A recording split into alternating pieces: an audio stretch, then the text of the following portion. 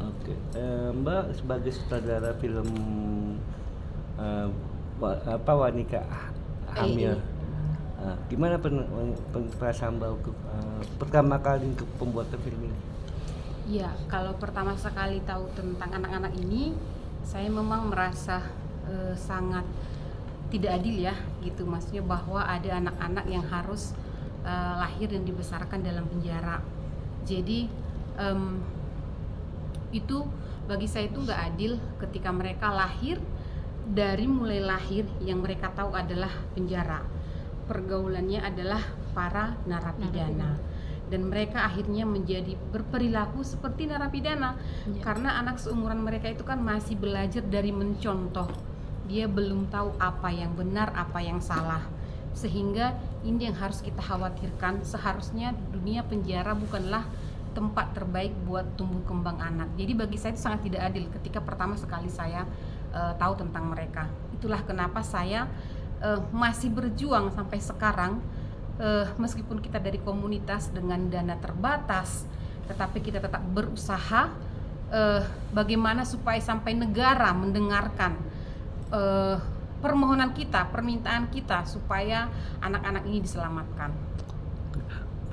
Selain itu apalagi yang untuk anak-anak yang bayi yang tinggal ibunya di penjara itu, menurut Mbak itu gimana Mbak?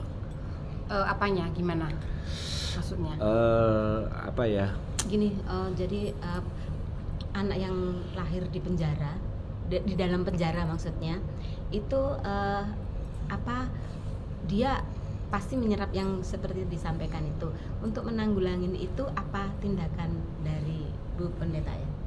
Bukan, saya sutradara. Kak Iya. Tiar. Jadi kalau kita di sini bukan dalam rangka memberikan solusi, Iya. tetapi kita justru mengajak semua pihak, para stakeholder masyarakat itu kita mencari solusi yang terbaik buat mereka. Tentu yang idealnya anak jangan sampai masuk ke dalam penjara, apalagi semenjak lahir. Sebentar ya Mas, apalagi semenjak lahir. Nah ini yang harus kita lihat nih. Kalau anak tidak dibawa ke dalam penjara ketika ibunya ditangkap dan melahirkan, siapa yang membesarkan di luar? Lalu ketika di dalam, apakah kondisinya layak? Lalu bagaimana dengan kondisi ibu hamil? Apakah sudah layak gitu? Nah, ini yang coba kita dorong melalui Invisible Hopes, melalui nobar-nobar dan diskusi seperti ini. Kita bersama-sama cari solusi, karena ini bukan persoalan sederhana. Bukan hanya sekedar yaudah deh jangan taruh anak di sana, nggak seperti itu. Tapi banyak faktor-faktor yang harus kita pertimbangkan. Terus menurut pendapat Mbak, apa sih jalan keluarnya untuk ke pemerintah pusat, Kementerian Hukum dan HAM, sama kepala LP?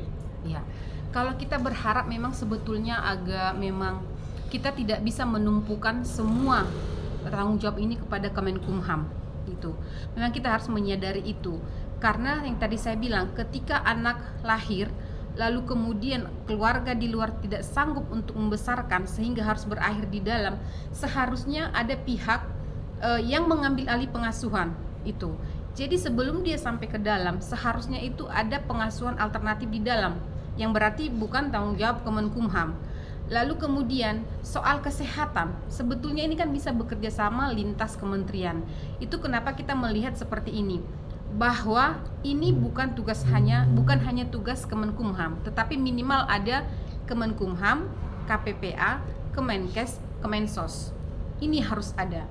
Ketika tidak ada yang merawat anak di luar, harusnya Kemensos atau Dinsos hadir. Soal kesehatan harusnya itu ada Kemenkes gitu. Lalu hak perempuan dan anak ada KPPA.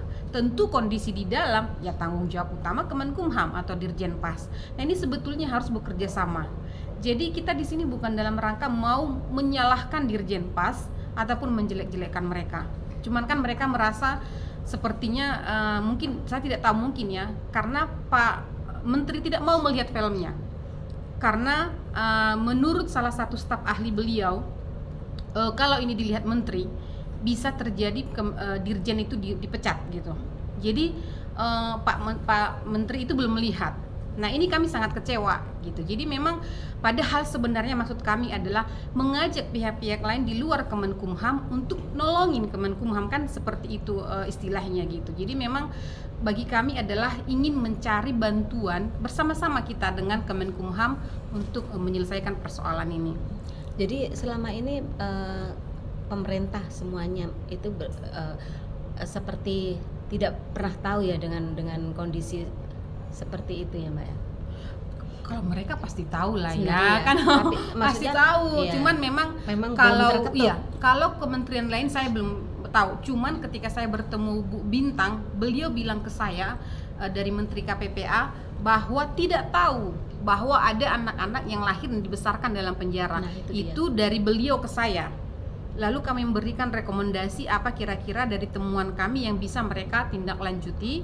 Kami tidak tahu sampai sekarang sudah ditindaklanjuti sejauh mana. Jadi memang bisa jadi mungkin mereka kayak tadi kan diputar di video yang malam FFI, malah Pak Jokowi kan bilang ya apa yang ada di Invisible Hope, sudut-sudut yang kadang tidak terpikirkan oleh kita gitu. Mungkin orang tidak terpikir ada anak di penjara orang dewasa kan gitu, dalam penjara orang dewasa. Nah, jadi mungkin bisa jadi mereka belum tahu sejauh itu, atau mungkin sudah tahu tapi belum ada perhatian, bisa jadi itu. Nah, itu yang mau kita sebetulnya melihat ini kenapa ada masalah ini sampai seperti ini masalahnya di mana gitu. Kenapa sampai ada anak-anak yang menjadi korban dalam penjara orang dewasa.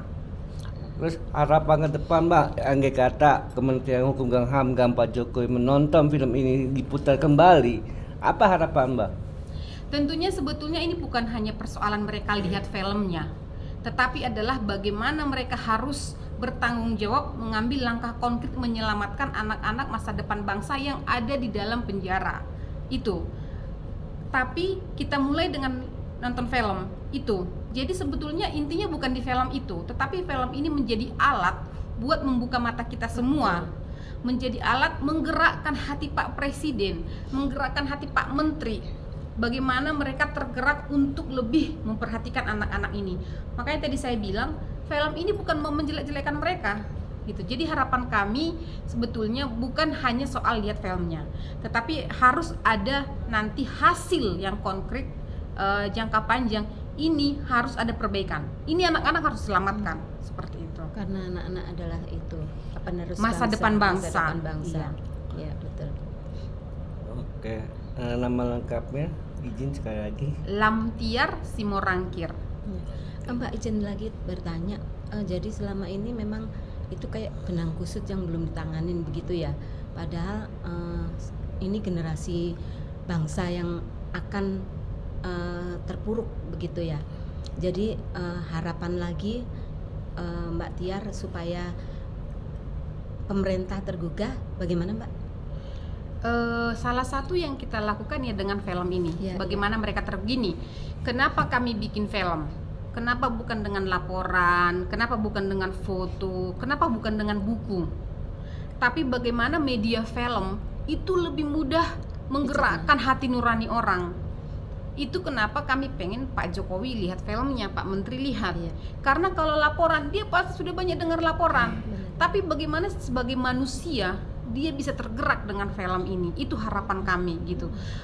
Itulah kenapa sangat penting kami berharap beliau melihat film ini, supaya semoga mereka tergugah kan gitu. Sekarang Mas kalau kita bilang oh penjara begini, dia kan tutup telinga gitu. Iya, benar. Kita perlu menyentuh mereka secara manusiawi, secara personal. Mereka seorang bapak, seorang kakek, ya kan, seorang ibu gitu kan, para menteri itu gitu. Jadi kita berharap mereka dari sisi kemanusiaan lah, kita mendorong mereka. Nggak usah kita berbicara dia jadi menteri, karena kebetulan dia menteri kan.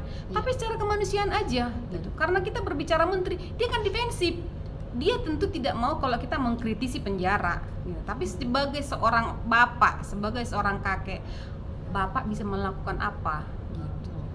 Sebentar Mbak, untuk survei di LP sendiri itu berapa lama dan berapa LP yang disurvei Mbak terus terjadi seperti ibu-ibu muda yang masuk dalam penjara, itu berapa lama surveinya dan di LP mana saja? Iya. Jadi itu kita risetnya itu mulai 2017, syutingnya mulai 2018, itu di 4 penjara. Rutan dan Lapas Pondok Bambu, Rutan dan Lapas Sukamiskin. Jadi ada 4. Dan itu selesai, baru bisa kita selesaikan filmnya itu di awal 2021. Jadi itu rilis di tahun 2021, lalu menang penghargaan FFI dan Piala Maya. Semenjak itu juga kita berusaha bisa nobar-nobar dan diskusi seperti ini. Cuma kan biayanya nggak kecil ya Mbak. Jadi memang kita berusaha berkolaborasi dengan pihak-pihak yang memang tergerak. Jadi ini perjalanan itu sudah panjang. Tapi kita tidak mau berhenti di sini hanya sampai di film. Bagaimana yang menonton tergerak, berkomitmen untuk ikut bersama-sama mencari solusinya dan turut serta melakukan solusi itu, bukan hanya mencari sebagai wacana. Boleh tahu lagi Mbak, kira-kira pembiayaan untuk pembuatan film ini dari sponsor atau dari mana gitu Mbak Tiar mendapatkan ini? Ya, jadi memang awalnya karena kita komunitas, tadinya itu kita biayain sendiri. Jadi itu kayak semacam pengabdian kita lah gitu ya, sesama filmmaker kita volunteer. Ternyata tadinya kan kita mau bikin itu film pendek. Rupanya begitu ketika riset ini kita melihat persoalan yang sangat kompleks, berubah menjadi film panjang. Akhirnya kita tidak sanggup untuk menyelesaikan. Akhirnya kita cari funding, termasuk ada crowdfunding itu dari masyarakat, patungan-patungan kecil lah, donasi-donasi kecil. Lalu kemudian ada bantuan dari kedutaan Swiss dan kedutaan Norway. Gitu. Gitu ya Mbak. Pak, Iya, makanya bisa selesai. Selain film ini, kelanjutan film ini akan diputar ke kapan lagi, Pak? Maksudnya kelanjutan Film yang Wanita di Penjara. Oh ya, kita sedang melakukan syuting kelanjutannya. Invisible Homes itu kan sampai kondisi dalam penjara. Kita melihat setelah anak-anak ini keluar dari penjara pun ternyata banyak yang kehidupannya tidak lebih baik gitu. Jadi tidak diterima keluarga atau keluarga tidak sanggup membesarkan, sehingga dan lagi-lagi negara belum hadir untuk mengambil alih pengasuhan anak-anak yang lahir dan dibesarkan dalam penjara. Ketika keluarga tidak ngambil, nah ini negara belum hadir. Kami melihat itu. Jadi itu yang sedang kita filmkan. Lagi-lagi supaya orang melihat, negara dan masyarakat melihat apa sih yang terjadi pada anak-anak ini setelah mereka keluar dari penjara. Yang itu yang sekarang sedang kita lakukan. Itu sudah mulai dari tahun 2020. Semoga ini dananya juga belum dapat, sehingga belum kelar-kelar. Kita berharap mungkin antara di tahun 2024 semoga sudah bisa selesai. Andai kata Mbak ada sponsor dari anggota DPR untuk film Mbak, itu gimana? Kita sponsor, kita bilangnya donasi ya, karena kalau sponsor itu kan kesannya ada timbal balik. Kalau kita ini kan karena memang terdorong hati nurani ya, donasi gitu. Siapapun kita terima selama niatnya baik kan gitu. Kita semua adalah orang-orang yang berniat baik untuk film ini, untuk menolong anak-anak ini. Siapapun kita terima selama niatnya baik. Iya. Baik Mbak, terima kasih. Sama-sama. Perbincangan Terima kasih. siang ini luar biasa. Sore. Semoga filmnya menginspirasi pemerintah Amin. juga ya. Makasih Amin. Mbak Terima Dian. kasih, Mbak. Sama-sama. Oke.